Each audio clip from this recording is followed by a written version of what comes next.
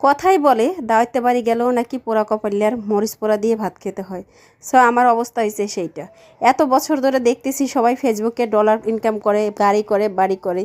তো দেখে দেখে আসছিলাম। সো আমি মানে সবসময় ভাবতাম যে আমার পেজটা কবে বড় হবে, আমি 2 টাকা ইনকাম করব। যখন এখন পেজটা ঠিক হলো, একটু বড় হলো, এখন দেখি ফেসবুক ডলার দেওয়া ইনকাম বন্ধ করে দিছে, মানে ইনকামই বন্ধ করে দিছে। তো সেই জন্যই বলি আসলে পোড়া কপালের সুখ কোনো দিন হয় না, আর সেটা মানে যতই চেষ্টা করো। আর এই তো ভাইয়ের বাসায় ছিল আসলে ইফতারের দাওয়াত, এখানে সিনিকদা, আমি আর রাফিন, মুস্কান আমরা সবাই চলে গেছিলাম। তো কাটাকাটির মানে দায়িত্বটাও পড়ছে আমাদের, তো কাটাকাটি করতেছিলাম।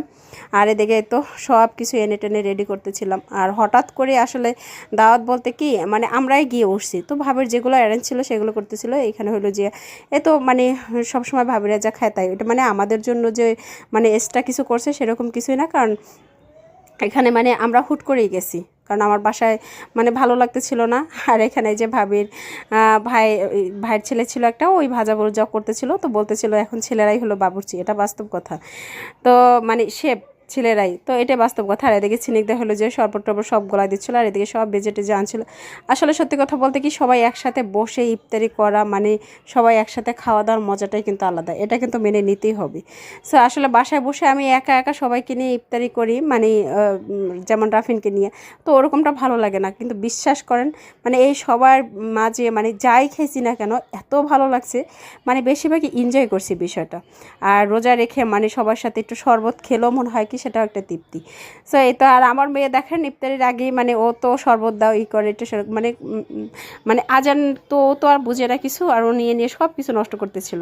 আর এই তো ফাইনালি আজান দিয়ে ফেললো, সিনিকদাও শরবত খেলো, আমিও ওইদিকে খেয়ে নিলাম। আর এই তো আমার রাফিন একবারে এই পর্যন্ত সবগুলো রোজা আছে। সবাই ওর জন্য কিন্তু দোয়া করবেন, আমার ছেলের প্রতিটা রোজা আছে মাশাআল্লাহ তাআলা। আর এই যে আমি শরবত খেয়ে নিলাম, দেখি গলার থেকে নামতে ছিল না, এরকম একটা অবস্থা। আর আমার এই যে ভাইয়ের ছেলেটা আছে না রাজ, ও কিন্তু এত সুন্দর করে হলো মুড়ি মাখা বানায়। আর মুড়ি মাখাটা আমার খুব ভালো লাগে, তো ওকেই সবসময় দায়িত্ব দেওয়া হয়। আগে তো আমি খুব ওদের কাছাকাছি ছিলাম, তখন ওকেই আমি সবসময় বানাইতে দিতাম। আর এই তো আমি তরমুজ নিয়ে বলতেছিলাম মধু মধু, কিরে মধু।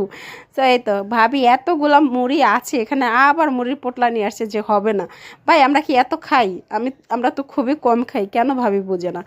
যাই হোক এই তো ফাইনালি মানে এটা মাখাচ্ছিল, মানে দেখে এত ভালো লাগতেছিল। আর হলো যে আসলে মনে হয় কি যারা এগুলো হলো যে মাখাইতে পারে সব কিছু, তাদের হাতে মনে হয় মজা হয়। আর এত মজা হয়েছিল বিশ্বাস করেন, মানে সবাই বলছিল মজা হয়েছে। আর বিশেষ করে সবাই একসাথে খেলে কিন্তু সেই জিনিসটা মজাই হবে। একা একা খেতে যান তখন বেশি ভালো লাগবে না। আর এই তো সবাই বললাম যে সবার হাতগুলো দাও, তো ওরা বলতেছিল না তোমার হাত ফর্সা, এর